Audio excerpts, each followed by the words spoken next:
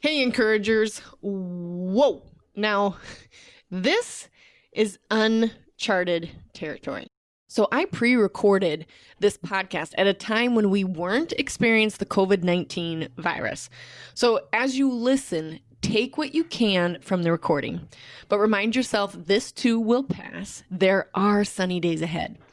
And there are some standard truths in the podcast that you can gather strength, knowledge, and some momentum on. I also encourage you to listen to all the past 100 plus episodes that have great nuggets of how to work from home, set some achievable goals right now, and get through this together.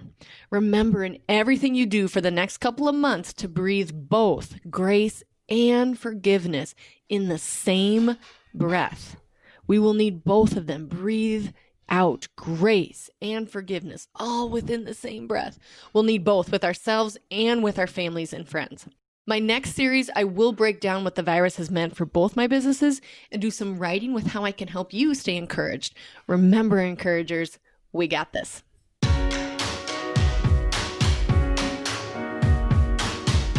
Hello, encouragers. I'm Rebekah Scott, wife, mother of 4, author, and owner and designer of Rebekah Scott Designs. I'm here to encourage you, to make you feel the I can do this spirit each and every day of our awesome journeys to fulfill those many important roles. I believe we are fully equipped to execute, and I will provide you with as much knowledge and practices and systems as I can to help you understand just what I know you can do. Execute. We got this.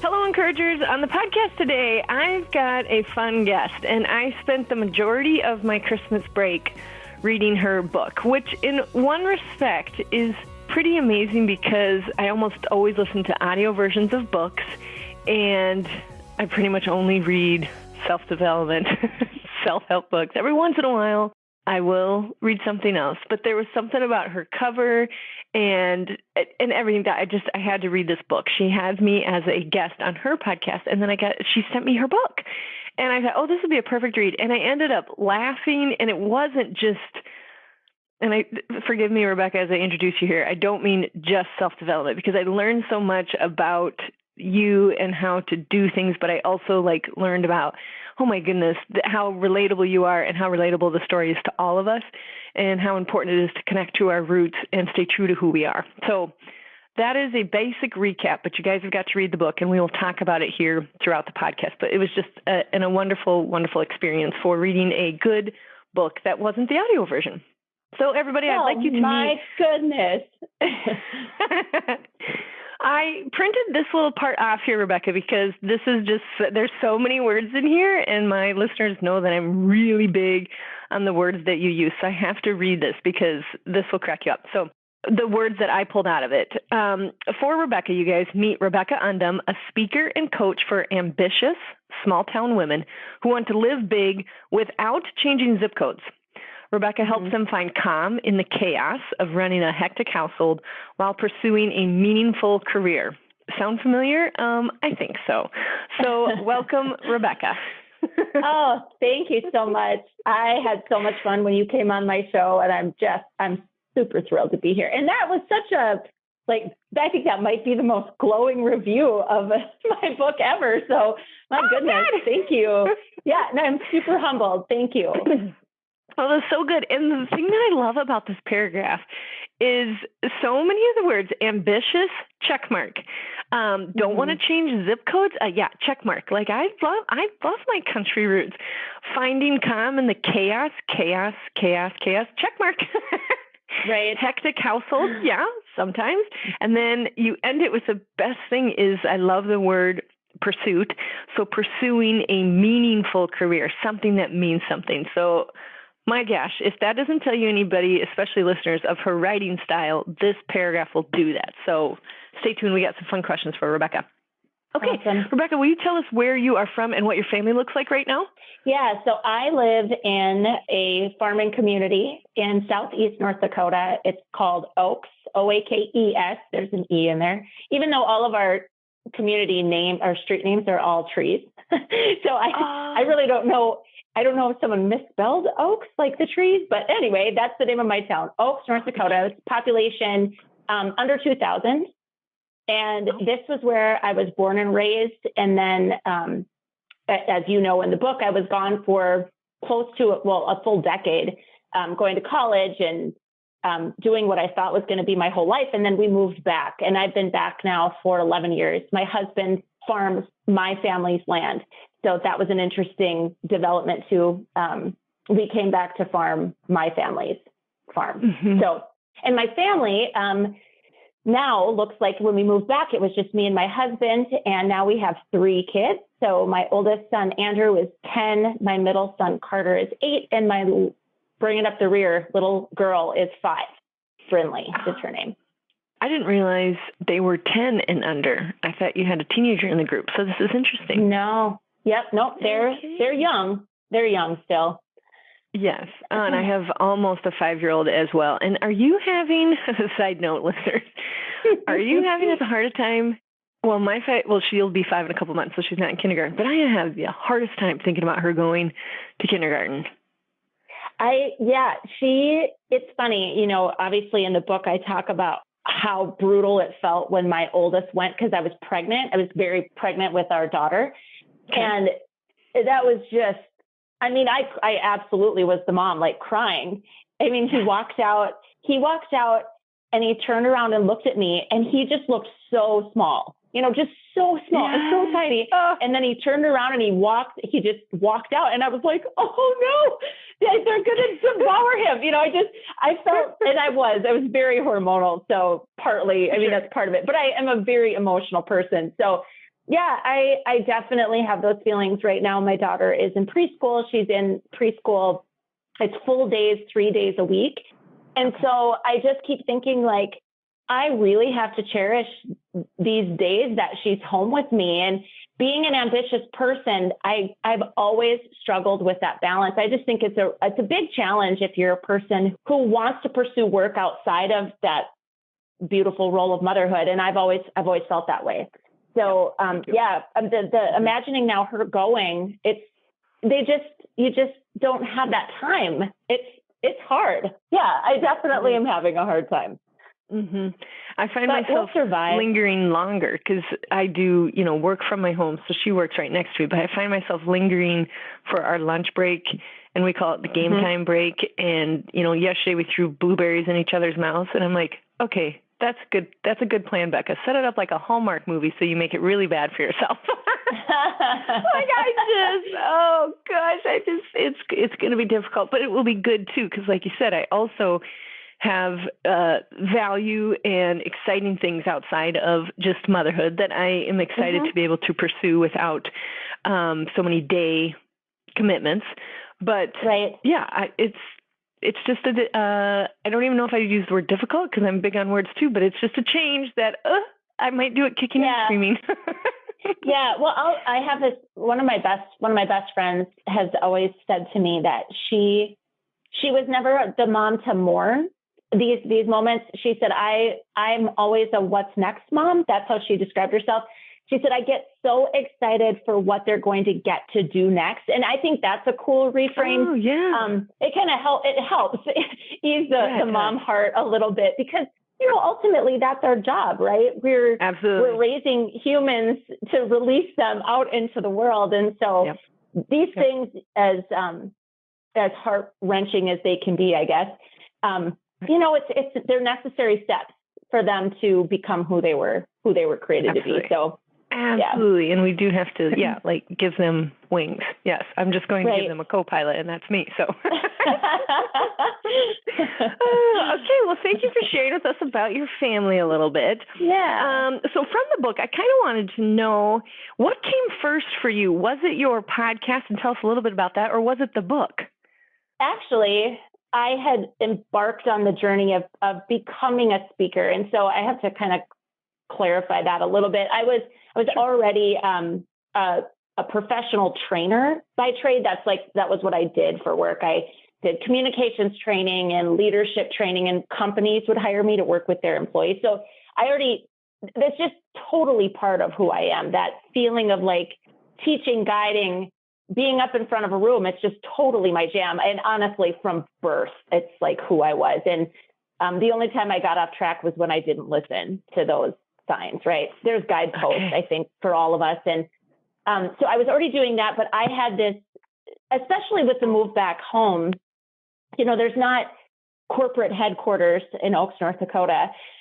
So I was finding how do I do this work that I love and care about so much in a way that allows me to serve the people that are like the people I live with, versus always having to travel to the biggest city in North Dakota, which is Fargo, North Dakota, and go somewhere that runs so differently from my day-to-day life. I kind of felt like I was balancing these two parts of myself, like the hustle, get after it, ambitious Rebekah would put on a business suit and drive to Fargo and do her thing. And then my day-to-day life just looked so different from that. And I was trying to find a way to kind of marry those things so it didn't feel so, I don't know, like schizophrenic, like I have two totally different lives or something. And I'd met a speaking coach and got the chance to listen to her speak. And I just was like enamored with the way that she held us so captive with her storytelling. So I started working with her to basically transition this skill set into speaking. So I would have more of an opportunity to speak to women in small towns and, do that very thing. So that was what I had started to do. It was shortly after I was working with her. So I started working with her, investing in myself to learn really how to transition from, training with PowerPoints and step by step, like this is how you do the things, to being more of a storyteller. And it was in that process and working with her that she said, you should really think about writing a book. So that's how the book actually started. And oddly enough, I had a dream list that I had written years ago. Oh, yeah. And writing a book was on it. I had no idea what the book would be or, why or how. But yeah, so I think it was something always in the back of my mind, always kind of on my heart. And then in the process of working with this specific coach, it came to light. Oh, that's awesome. I had the exact same thing. I had this bucket list that I hadn't run into for quite some time, and I'd made it shortly after we got married and found it when we moved from the old farmhouse to Grandma's farmhouse. And here it was, and it said, write a book. I'm like, yes, check mark. Yeah. Same thing. Okay, so then after you write the book, the podcast developed. How did that also come into play? Yeah, so I don't know how many of your listeners are entrepreneurs, but I'm assuming there's a fair number of them, right, that are doing their own thing. And I'm going to speak to kind of some of the early struggles.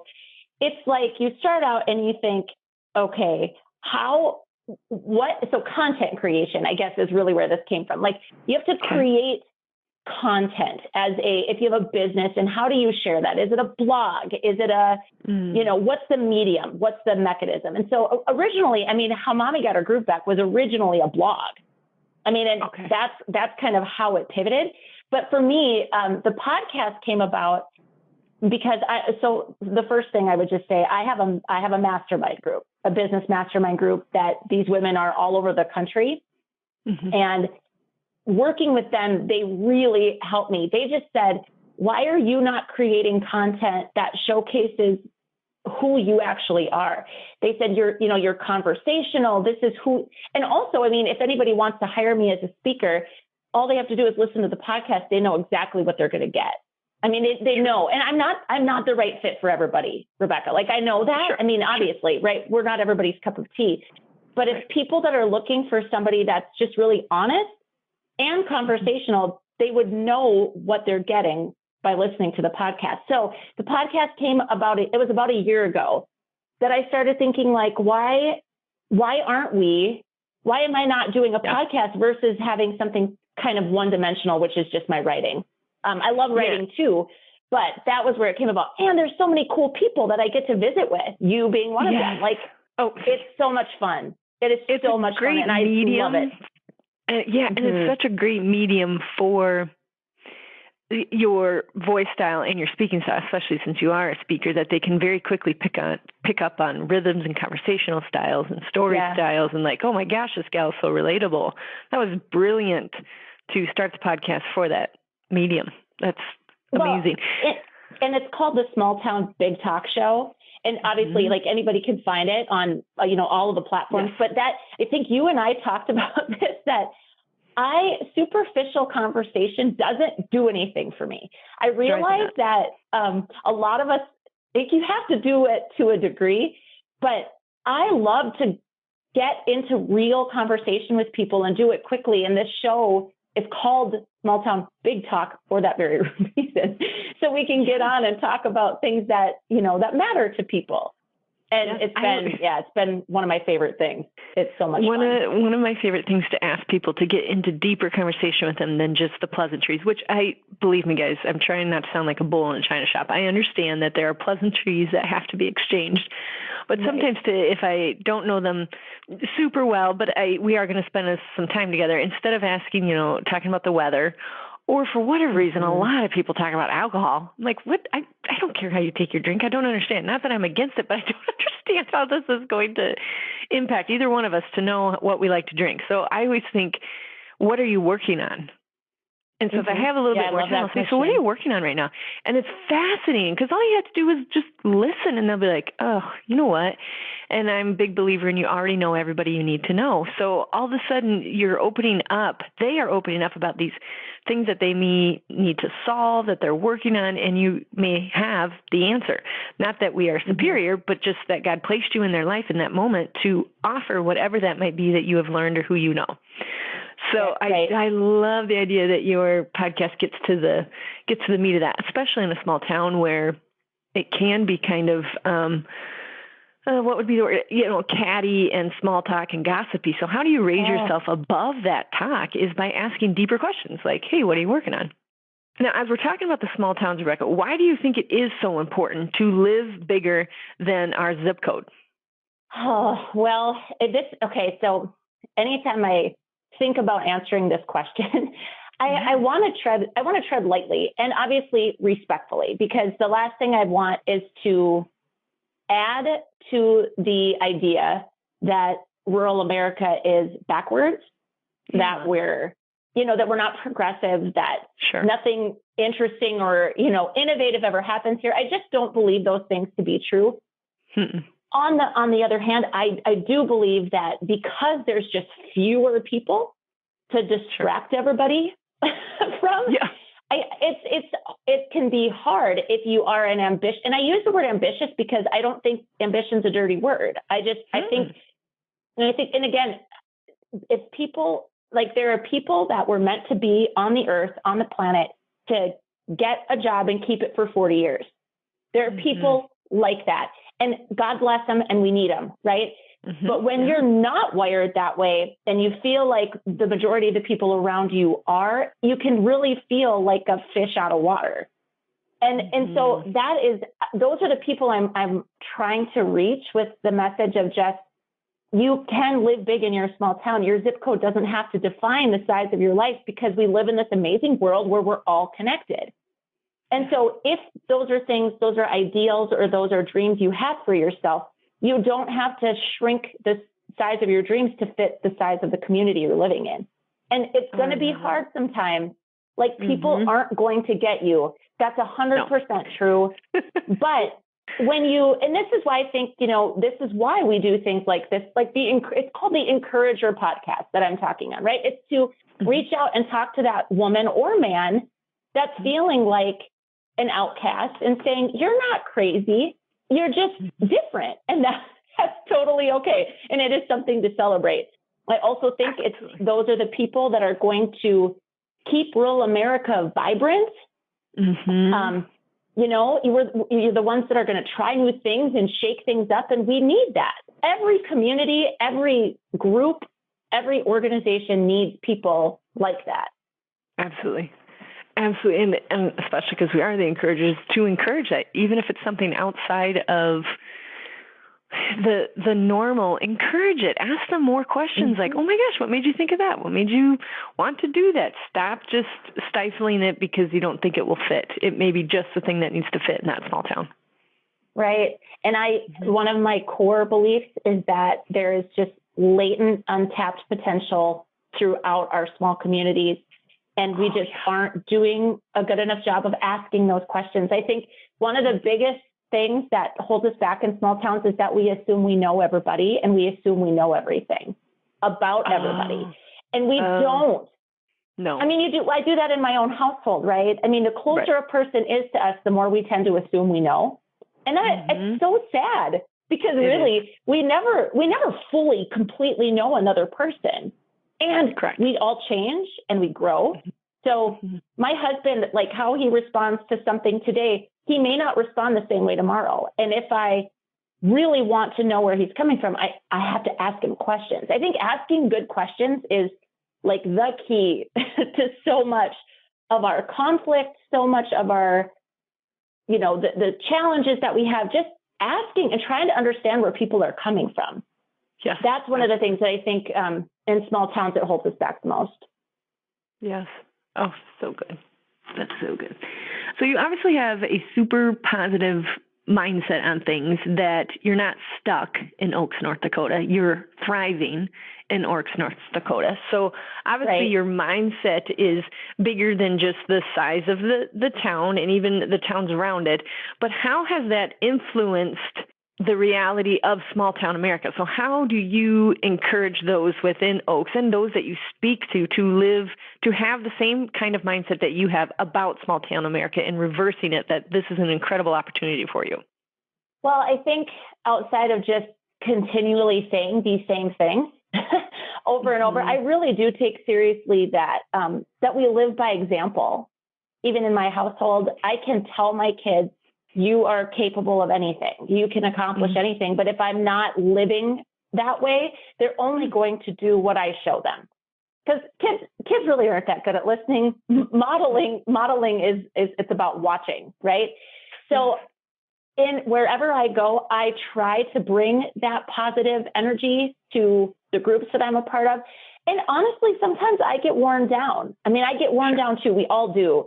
But I think the biggest thing is that creating a network where I know that I'm not alone, having people that I can reach out to, that's what makes it sustainable when I sometimes don't feel supported in my hometown. And honestly, my hometown is amazing. I love it. I love it here. I love the people here. But that's what I do. It's become truly the way I choose to live and the way I choose to talk about it. Not everybody wants to see it that way. Right. But you said I'm not stuck. I'm not stuck here. And the biggest thing that I tell myself all the time is what I feel is my obligation and duty, which a lot of people don't even like that word, but I do think that it fits, is to create the things that I wish my community had instead of only complaining about what we're lacking. Oh, yeah. There's the big one. I mean, I just think, if there's something that you want to do, something that you wish you had, what would a small version of that look like? And why don't you do it? We sit around waiting for somebody else to do everything. And my friend Joe Bartman from Dakota Resources, he said, you're the somebody that you've been waiting for. And that's like my favorite thing. Like, quit waiting around. No one else is going to do it. You know? It's so good. It's so many things to take away from that too, Rebekah. Like you said, it's a choice. So you choose how you're going to react to things. You choose if you're going to stand on that board. I always say to the listeners, I'm a little bit strong about it too, is that you have to have actionable complaints. Meaning, go ahead and complain about it, get it off your chest, totally get it.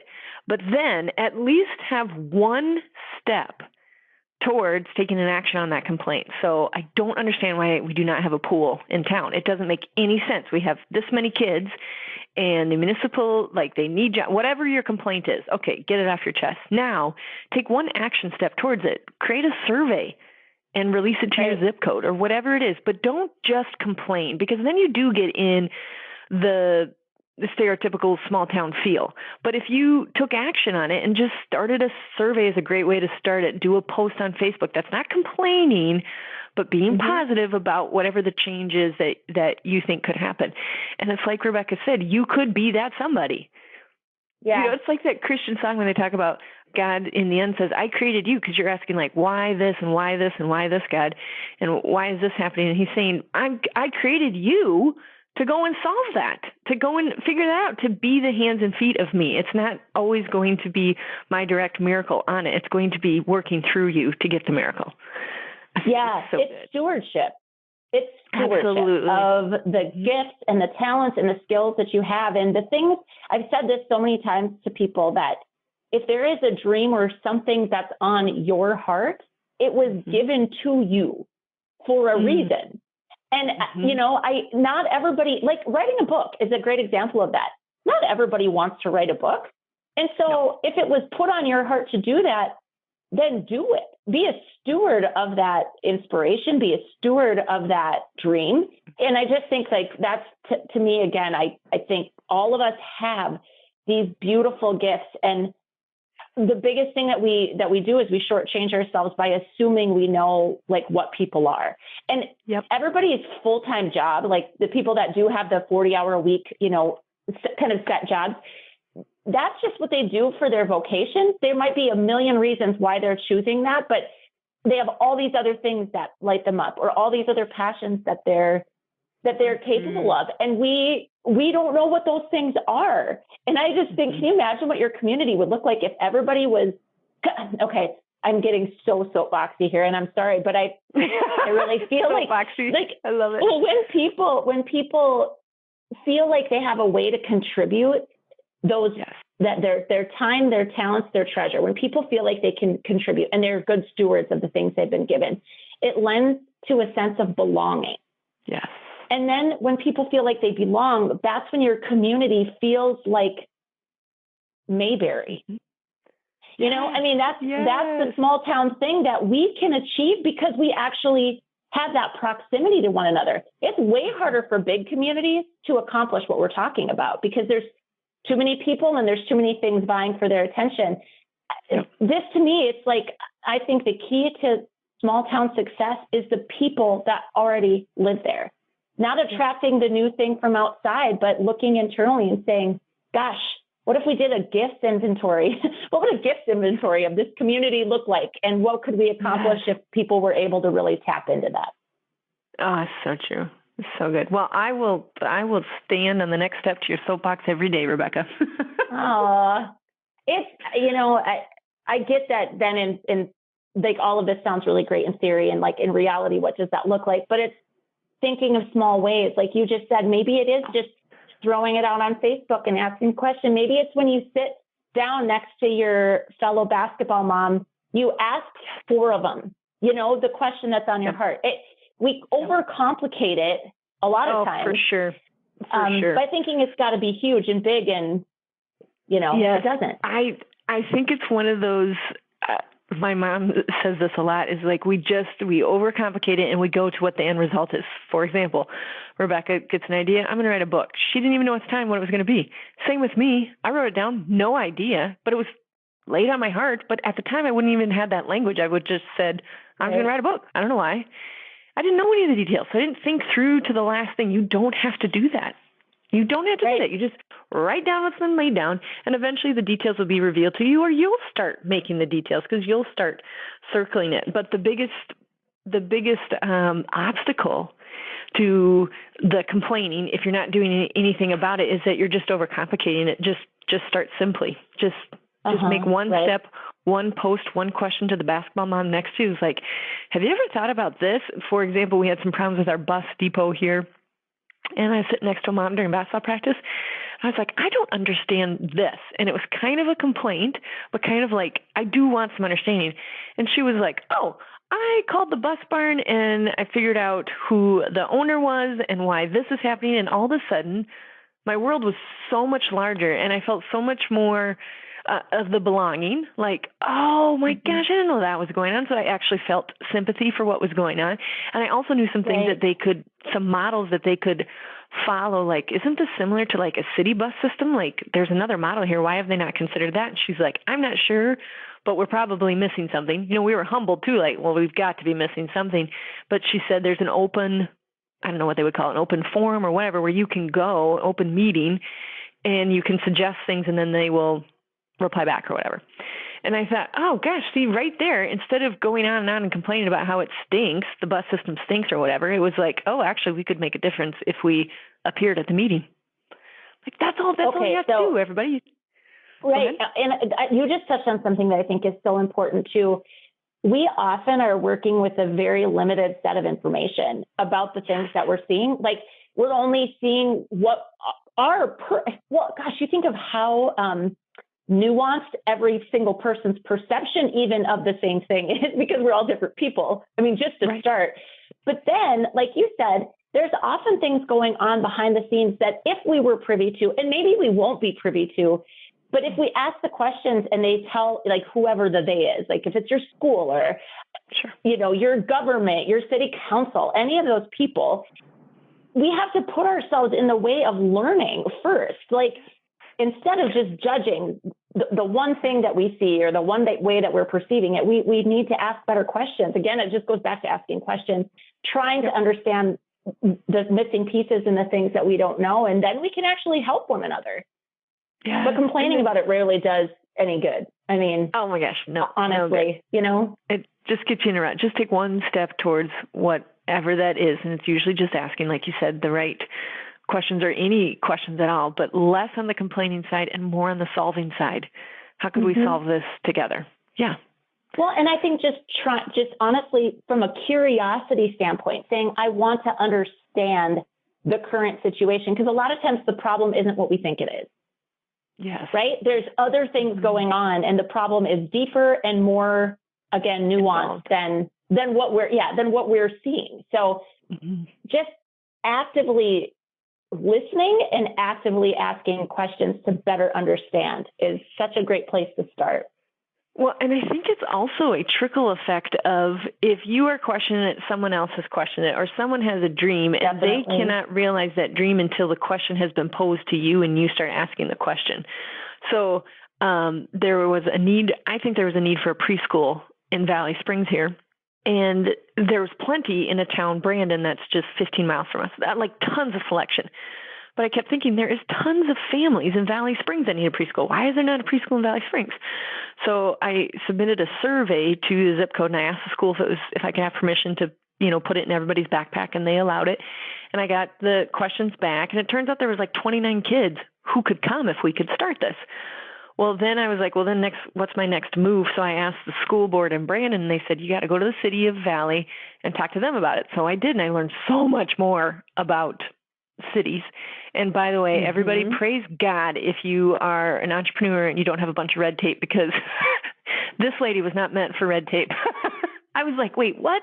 I don't remember parliamentary procedure. What do we have to do? And when do I raise my hand? It was terrible. Oh, but right. I learned so much. And then what happened is somebody else in Valley Springs has always wanted to start a preschool and had it on their heart to start a preschool. And sure enough, they started a preschool, a church that was looking for an area of ministry and mission work, basically. So they decided to host a preschool. So it answered all these questions, and mine was just a curious thing. And I didn't know that it was probably some power working ahead of me and above me saying, start asking questions. So it was completely outside of me, but it started with just like, I don't want to drive all the way into Brandon. I just want to drive into Valley. Surely I'm not the only one. And then starting the question. So as little as it is, think how many different dreams it fulfilled on its path. Yep. It's a beautiful example. I mean, that is a truly like a perfect example of what we're talking about. And, I get that not everything will go that smoothly. I totally get this. Right. Like there are going to be gaps potentially in services, and there's going to be gaps in offerings in our rural communities. That is just kind of part of the deal. Like I've talked a lot about Shopco closing. I don't know. Did you guys have a Shopco in your community? No, not in our community, but in Sioux Falls they did. Yeah. So, just what losing that store felt like when it first happened. And sometimes we still feel it because it just left a gap. I mean, it left a gap in what we could easily get here. And now we're forced for some of those things. You cannot get them here. And yet we're really fortunate. We've got a wonderful set of local business owners that have done a phenomenal job of trying to kind of backfill, but they can't do it all, No. And retail on the whole is just changing. So I think the world is changing in that respect. Yes. But I think, again, it just comes back to, okay, so that's an inevitable thing. Like everybody's dealing with that, even large communities. Sioux Falls is the largest community in South Dakota, isn't it? Yes. Sioux Falls. So they're going to be losing retail spaces too. So it's something we're all dealing with. And I just think, again, in small towns, we have this super cool opportunity to be more readily adaptable. We can respond more quickly because we're just smaller. And so it may not be like, so what would part-time preschool look like, or whatever the thing is that you want to fill in? It's like, figure out how to have it even once a month. And if it actually becomes something the community decides they want, that'll bear itself out, right? I mean, the demand for it will become clear, and the path forward for something more permanent will reveal itself. And the other positive thing about that too is like a small town is quicker to rally together. Like, man, you put team spirit T-shirts out there and they're eaten up in the New York Minute because we are just really quick to rally around each other. Like, okay, this is our town. And the pride and the rallying aspect will move mountains in a small town before a big town can even have the third committee meeting on it. So, think about how exciting it is to have a smaller group of people because they can move quicker. They're more agile. Absolutely. And the other thing, it just made me think of this, that I love about the idea of small towns is, investing in one person in a small town has a huge ripple effect because we're involved in lots of things in our small towns. So when I think about innovation, is something I think about a lot. Like it's a kind of a fancy word, but it basically just means creatively problem solving, right? Creative problem solving. Sometimes I think we get really stuck in the way that we think about how to approach things. And it's not because we're backward, and it's not because we're too traditional. It's because it's all we know. So when we say this is the way we've always done it, it's because that's true. And I know people really don't care for that phrase. And it's one too where I hear it, I'm just like, but that doesn't mean it's how we should do it, right? So, but to challenge that takes time, and it's hard. People don't know what they don't know. But when we can unlock the way we think about approaching challenges or solving problems, and you think about doing that even just for one person. If that person's on their church board, if that person has a family, if that person works somewhere or has a business, all three of those places are positively impacted by their development. Yes. It's incredible how much investing in people can ripple out for the betterment of the community, because our hands are on lots of things in small towns. And I just think that, again, too, is another big differentiator from larger communities. It's like the ROI is bigger.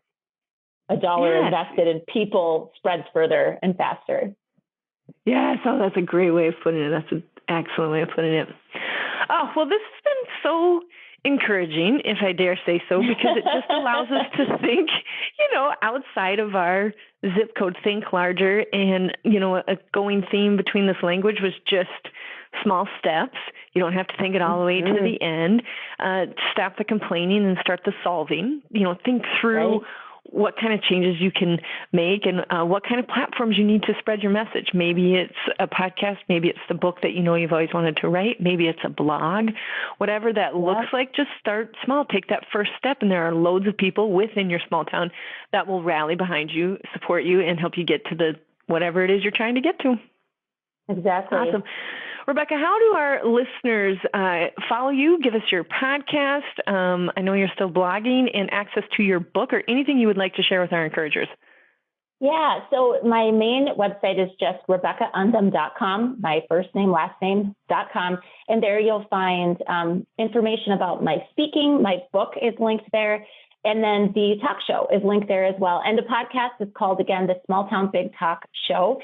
And you can find that basically anywhere that you listen to your favorite podcast. So as always, I always ask that if you actually do love it, take time to review it. I know it's not something that, I know it's not something that we naturally kind of do, but it really is shocking how few podcasts are dedicated to rural life.